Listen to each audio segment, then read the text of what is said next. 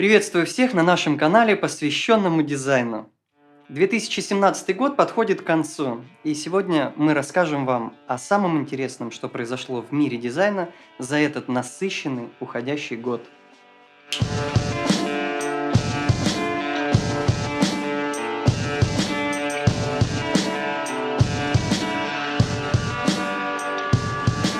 Цвет года 2017 по версии Pantone – Greenery.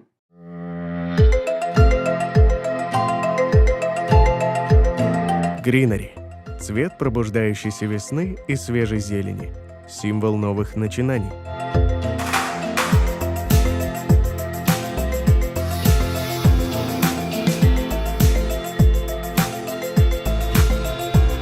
Современный образ жизни подталкивает людей все больше возвращаться к природе и окружать себя живыми растениями. Это отражается во всех областях жизни, от архитектуры и городского планирования до выбора фирменного стиля и образа жизни.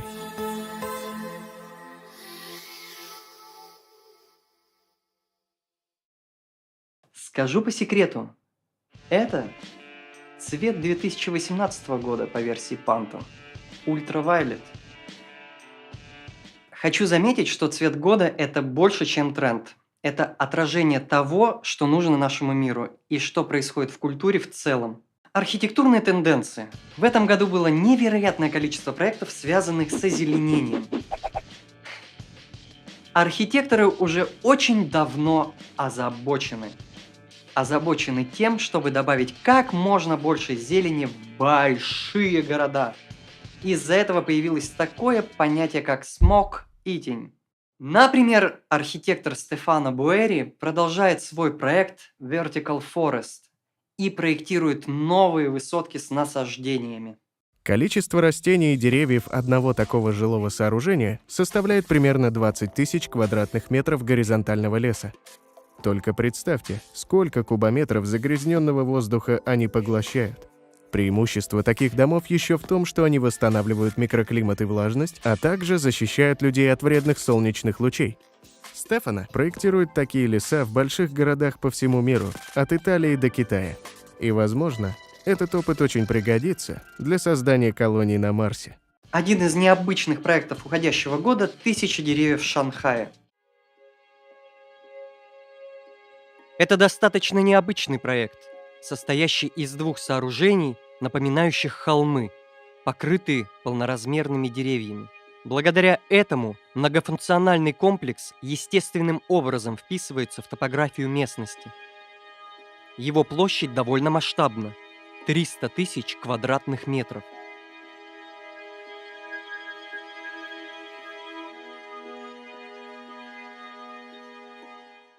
И напоследок, победитель мирового архитектурного фестиваля проект дома во Вьетнаме. Этот дом немного напоминает заброшенную постройку, давно заросшую зеленью. Но нам, как любителям голого бетона, очень нравится этот контраст между живой листвой и нейтральным неодушевленным фоном. Сквозь квадратные отверстия кроны деревьев свободно тянутся вверх, к саду на крыше. Планировка дома достаточно свободная и имеет несколько открытых террас на разных уровнях.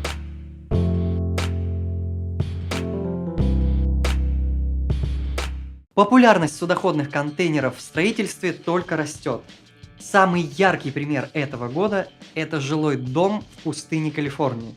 По словам автора проекта, Джеймса Уитакера, эта идея была однажды придумана для рекламной кампании в Германии, но так и не была реализована. К счастью, клиент мечты вскоре же нашелся в лице одного кинопродюсера из Лос-Анджелеса.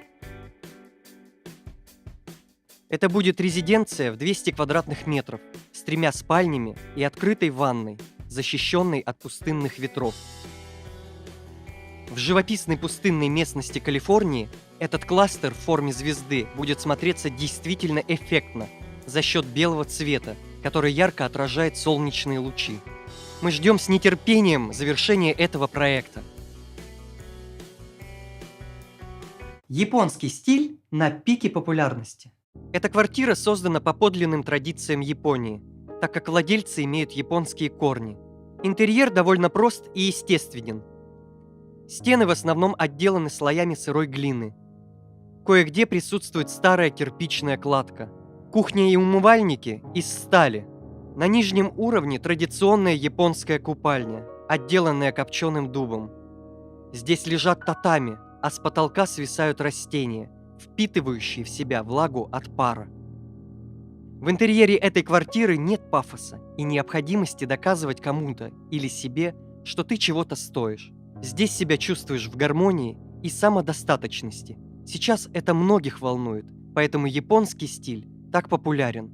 И поэтому этот интерьер – победитель в конкурсе Don't Move, Improve.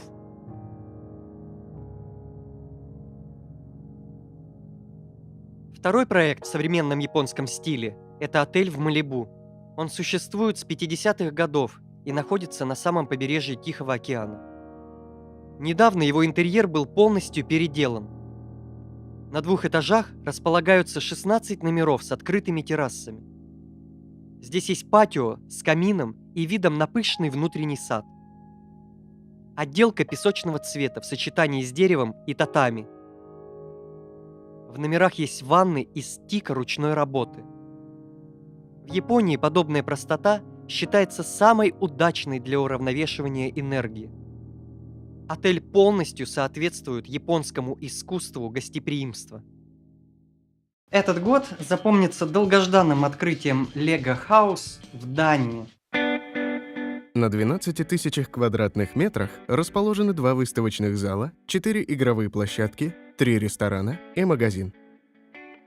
На первом уровне можно ознакомиться с историей компании, а на самом верхнем уровне – арт-галерея и творчество фанатов. На первый взгляд, само здание выглядит достаточно просто. Оно состоит из 21 прямоугольного блока белого цвета. Но с высоты птичьего полета можно увидеть яркие фирменные цвета компании. По замыслу создателей, что бы вы ни делали в доме Лего, все основано на игре и творчестве. Лувр не только в Париже, а теперь и в Абу-Даби. Благодаря французскому архитектору Жану Нувелю, который спроектировал грандиозную конструкцию крыши. Архитектор опирался на традиционную арабскую архитектуру, поэтому крыша образует купол диаметром 180 метров. Его сложная текстура состоит из 8 слоев.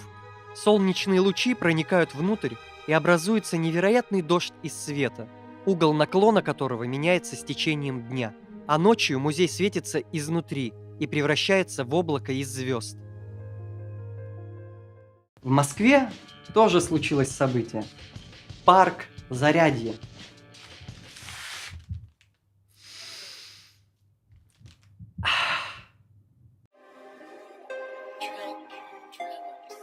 Этот проект был создан с целью улучшения экологии Москвы и демонстрации разнообразия природы России.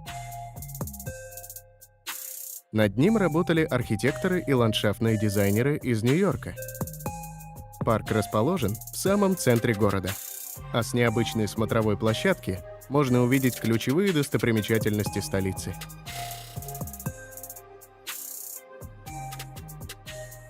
В парке спроектированы 5 павильонов, 2 амфитеатра и 1 филармонический зал.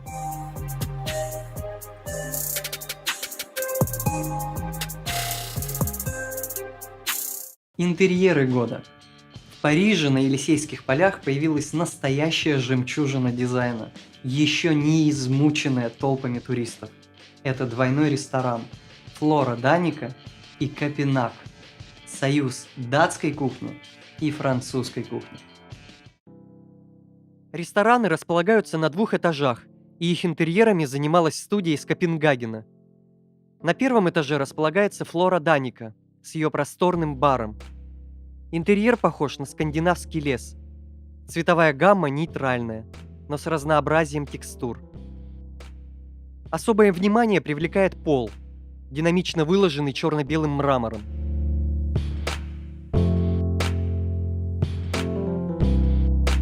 На втором этаже ресторан «Копенак», более драматичный и строгий. Интерьер ассоциируется с ночью и некой загадкой, благодаря темно-синей коже и текстилю.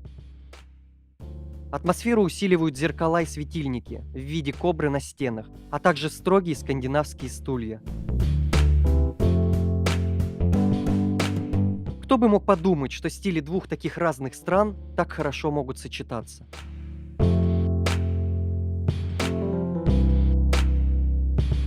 Французские интерьеры по-особенному элегантны. Нам больше всего понравился новый интерьер отеля, название которого у меня не получается выговорить. Отель находится по соседству с Музеем искусств и ремесел. Его интерьеры отражают современную культуру Парижа в сочетании с устоявшимися традициями.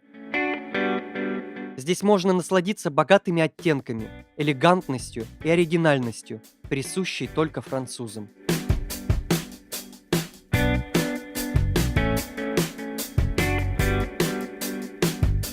Перенесемся в Сингапур. Уходящий год подарил миру дизайна интерьер ресторана Адетта.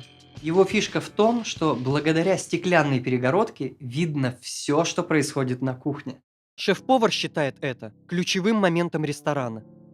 Дизайнеры осознанно отошли от традиционных способов оформления ресторанов, сделав интерьер максимально наполненным естественным светом, но при этом сохранив историческое наследие этого места. Изогнутые деревянные панели, серый бархат, сложный рисунок на полу и инсталляция порхающих бабочек делают интерьер неповторимым. А высокие растения в горшках добавляют пространству жизни. И последний интерьер, который хотелось бы отметить, это отель в Мадриде. Барсело Торре де Мадрид. Для испанского дизайнера Хайме Айона этот проект стал самым ключевым в его жизни и карьере. В родном городе ему доверили для оформления целых 9 этажей отеля в высотке Торре де Мадрид, который является символом современности в Мадриде. Интерьеры отеля наполнены предметами мебели и искусства, над которыми дизайнер работал последние 10 лет. При входе каждого посетителя встречает скульптура медведя в шляпе, обыгранный дизайнером герб города. Яркие краски и архитектурные элементы демонстрируют наследие и яркий колорит Испании. Дизайнер 2017 года Тристан Ауэр из Франции, который был удостоен награды благодаря своей элегантности и французскому стилю. У него нет готового рецепта или шаблона. К каждому проекту он относится как к приключению с чистого листа. А самым важным считает умение слушать клиента. Источником вдохновения для него служат старые шикарные машины, путешествия, а также кино. И в завершении мы покажем вам самое интересное из мира мебели 2017 года. Кресло из стекла и оникса от канадской компании Класте. Материалы были соединены исключительно при помощи ультрафиолетовой склейки. Сочетание двух несочетаемых материалов вызывает противоречивое чувство, но на самом деле это кресло невероятно прочное. Светодиодные светильники от нью-йоркской студии RUX Design. Они сделаны вручную из отходов древесины. Серия ковров Bliss ручной работы для миланской компании CC Tapes. Вдохновением для ее создания послужил неповторимый стиль группы Memphis и эксперименты с формой и цветом.